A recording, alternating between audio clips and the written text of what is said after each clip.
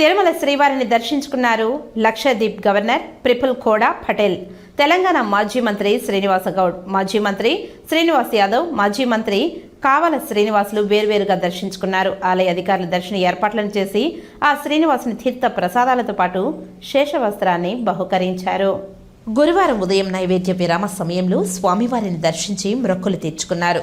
వీరికి ఆలయ అధికారులు స్వాగతం పలికి దర్శన ఏర్పాట్లను చేశారు. దర్శనానంతరం ధ్వజస్తంభంకి మొక్కిన అనంతరం రంగనాయకుల మండపంలో వేద పండితులు వేద ఆశీర్వచనం చేసి పట్టు వస్త్రంతో సత్కరించి స్వామివారి తీర్థ ప్రసాదాలను అందజేశారు. తిరుమలలో తెలంగాణ ప్రాంత వాసులను పట్టించుకోవడం లేదని మాజీ మంత్రి శ్రీనివాస్ గౌడ్ వ్యాఖ్యలను సంచలనంగా మారింది. సిఫారసు లేఖలతో తిరుమలకు వచ్చే తెలంగాణ ప్రజలను పట్టించుకోకపోవడం బాధాకరమని వ్యాఖ్యానించారు. గతంలో ఇలాంటి పరిస్థితి లేదని మాజీ మంత్రి అన్నారు.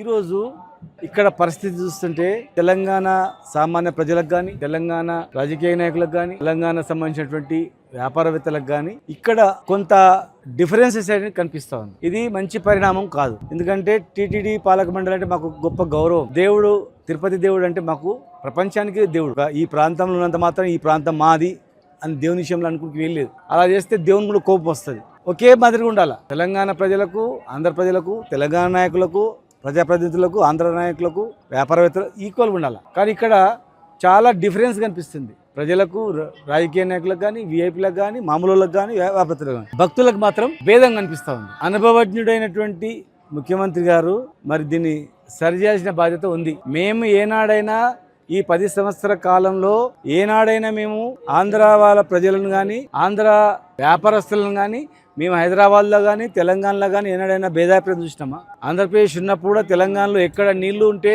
ఎక్కడ కాలువలు ఉంటే, ఎక్కడ నీళ్లు ఉంటే, ఎక్కడ కాలువలు ఉంటే అక్కడ ఆంధ్ర వాళ్ళు వచ్చి వ్యవసాయం చేసేది. ఎప్పుడు కూడా వాళ్ళను భేదాభిప్రాయం చేయలేదు. రాష్ట్రం విడిపోయిన తర్వాత కూడా ఇలా తెలంగాణ మేము తెచ్చిన తెలంగాణలో మాకన్నా ఎక్కువ లబ్ధి పొందింది ఆంధ్ర వ్యాపారస్తులే. హైదరాబాద్లో నువ్వు కాంట్రాక్టర్లు చూసినా వాళ్ళే ఉన్నారు, బిల్డర్ చూసినా వాళ్ళే ఉన్నారు, ఆర్థికంగా బలపడిన దానిలో కూడా వాళ్ళే ఉన్నారు. మేము తీసుకొచ్చుకొని మేము బాగుపడదాం అనుకుంటే మాకన్నా ఎక్కువ వాళ్ళే బాగుపడ్డారు.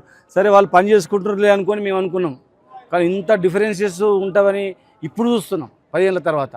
ఇది మంచిది కాదు. ఈరోజు మేము హైదరాబాద్లో కానీ, తెలంగాణలో టీటీడీ వాళ్ళకు కళ్యాణ మంటపాలు కానీ, గుళ్ళకు కానీ ఎన్నో ప్లేస్ ఇచ్చి అంటే మాకు గొప్ప సంకల్పంగా భావిస్తాం. టీటీడీ వాళ్ళ కళ్యాణ మంటపం కడుతున్నారంటే గొప్ప అదృష్టంగా భావిస్తాం. టీటీడీ కూడా వచ్చిందంటే ఉంది. కానీ ఇక్కడ అసలు రూమ్స్ అడిగితే పట్టించుకునే వాళ్ళు లేరు. దర్శనం కాడ చాలా ఇబ్బంది పడతాం. సరి చేసుకోవాలి. ఎందుకంటే మనము అన్ని రాష్ట్రాలు వేరు, మన 2 రాష్ట్రాలు వేరు. మనకు రక్త సంబంధం ఉన్న రాష్ట్రం ఇది కోరుకోరు. కనుక కలిసిమెలిసి అందరూ ఉండడానికి బాధ్యత. శ్రీ వెంకటేశ్వర స్వామి వారిని దర్శించుకోవడం చాలా సంతోషించదగ్గ విషయం. మా మన్మన్లు ఇద్దరి పుట్టెంటికలు తీయడానికి రావడం జరిగింది.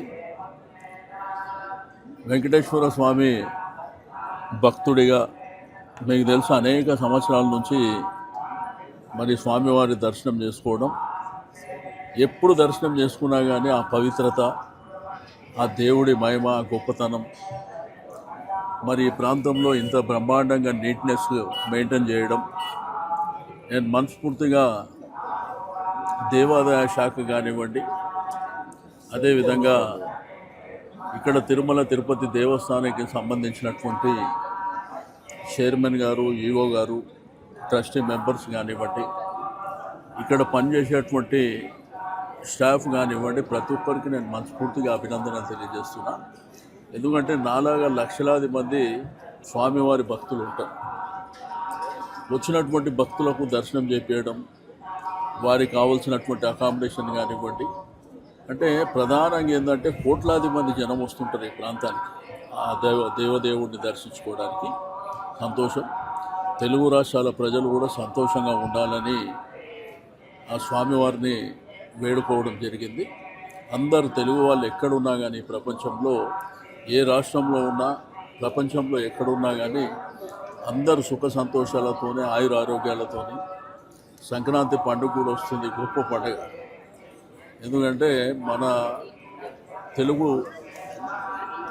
సాంప్రదాయం ప్రకారము సంక్రాంతి అనేది గొప్ప పండుగ.